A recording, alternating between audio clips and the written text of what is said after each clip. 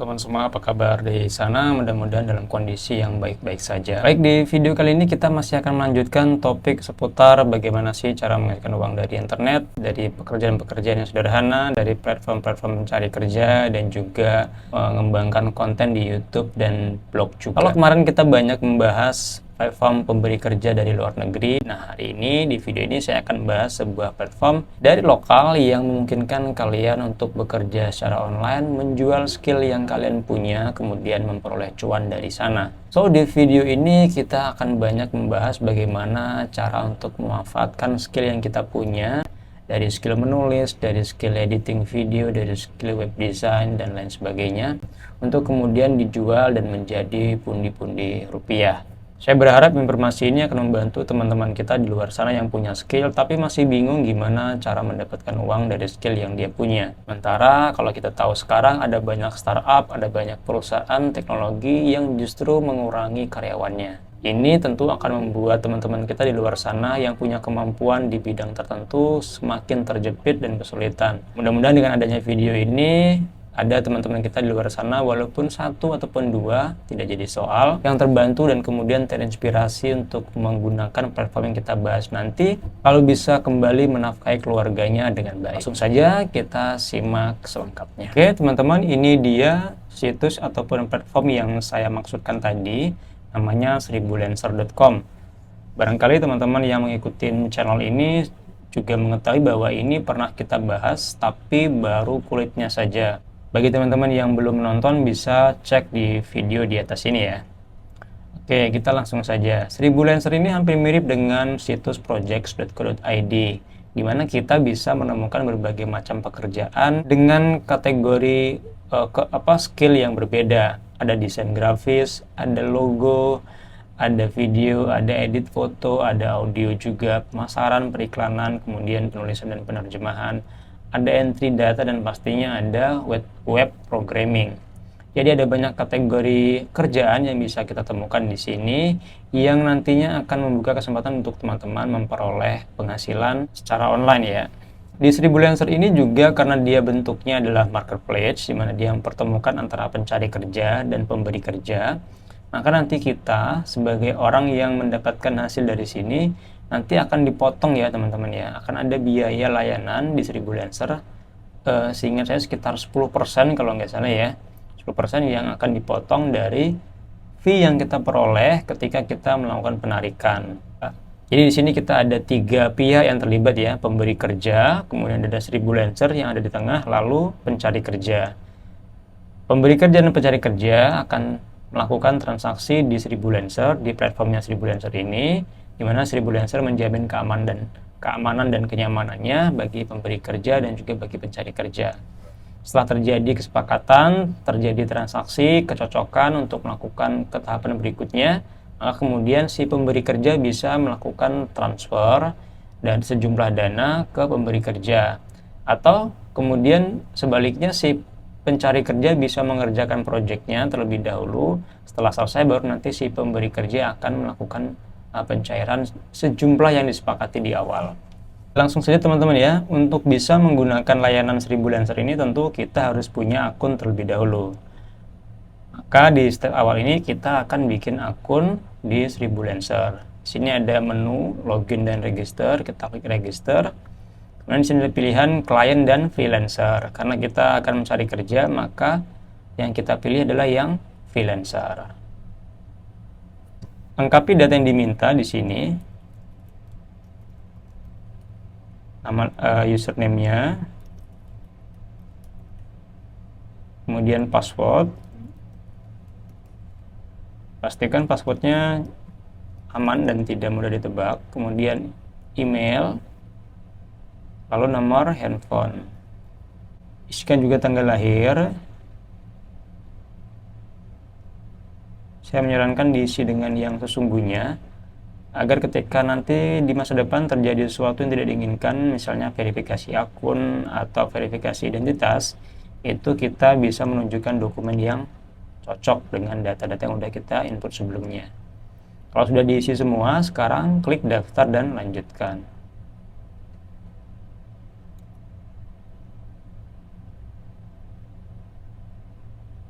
Baik, sudah terdaftar kita, tapi kita diminta untuk cek email untuk melakukan verifikasi. Kita cek email, sudah muncul di sini emailnya.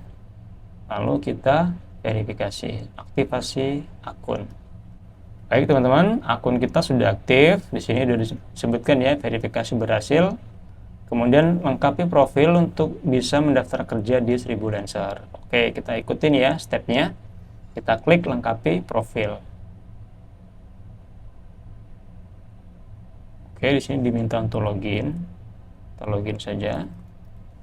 Nah, melengkapi profil merupakan salah satu tahapan yang vital dilakukan oleh freelancer, karena dengan mempunyai profil yang lengkap dan valid, maka kesempatan kita untuk mendapatkan job itu akan jauh lebih besar, karena pemilik kerja atau pemberi kerja akan merasa lebih aman, lebih percaya dengan profil yang diisi dengan lengkap dan juga relevan dengan job yang diajukan.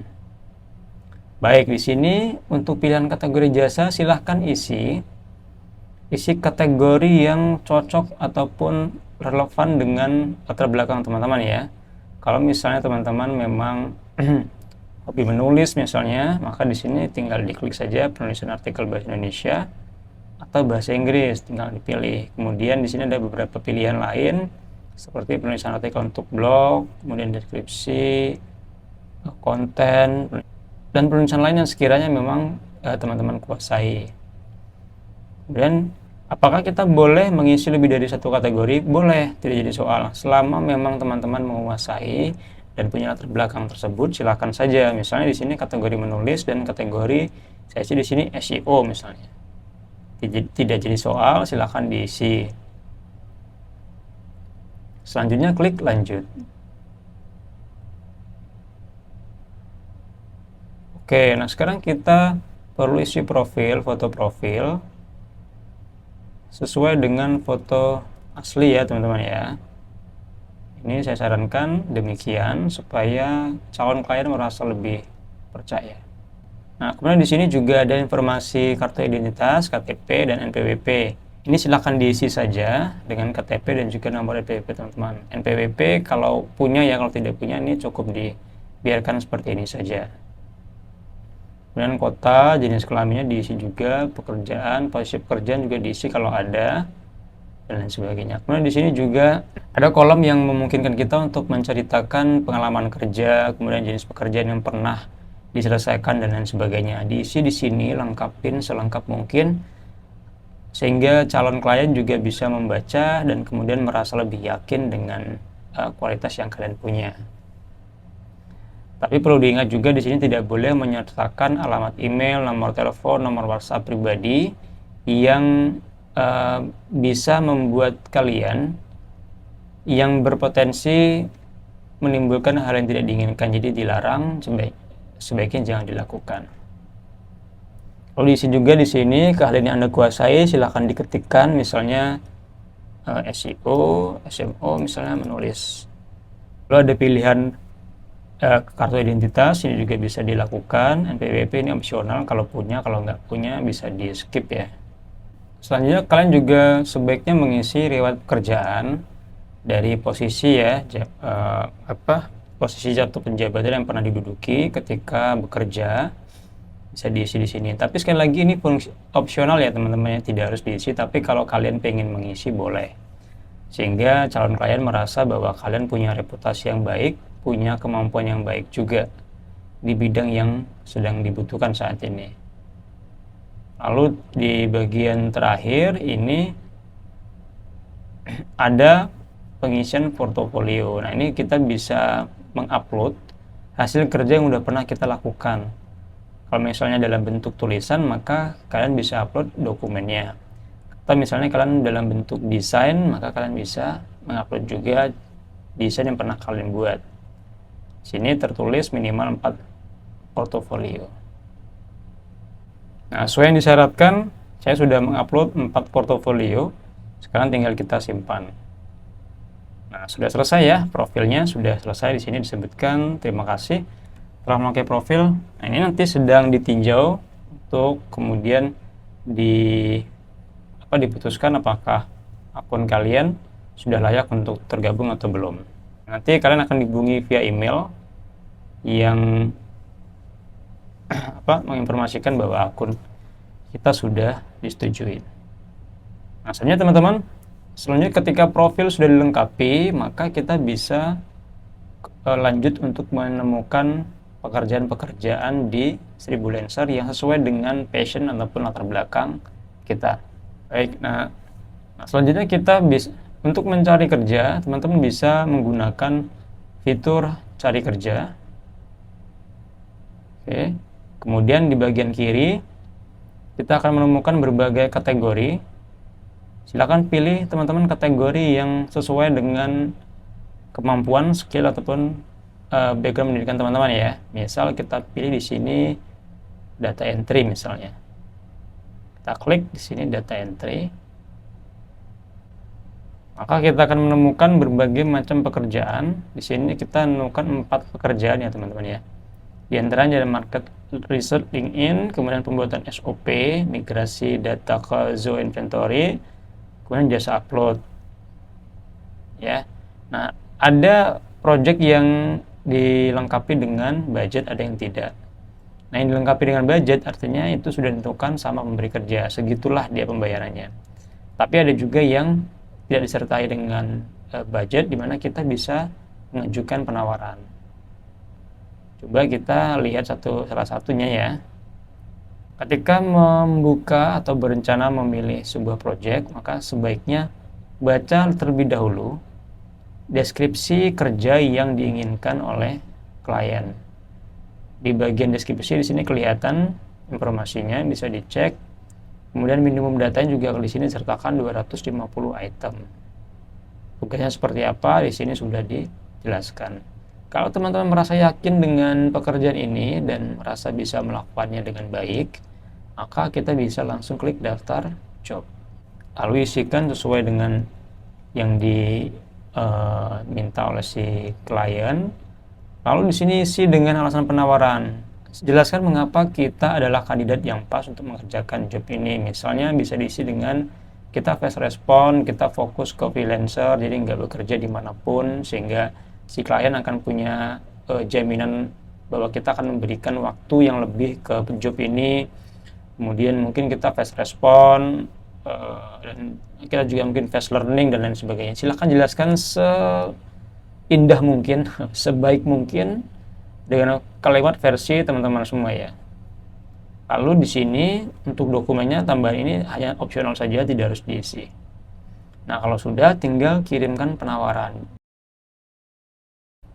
Nah, selain mempelajari menu-menu mencari kerja dan juga tadi cara daftar, teman-teman juga sebaiknya mempelajari menu-menu yang ada di dashboard di akun teman-teman ya. Bisa kita akses dari sini, klik profil, kemudian klik dashboard.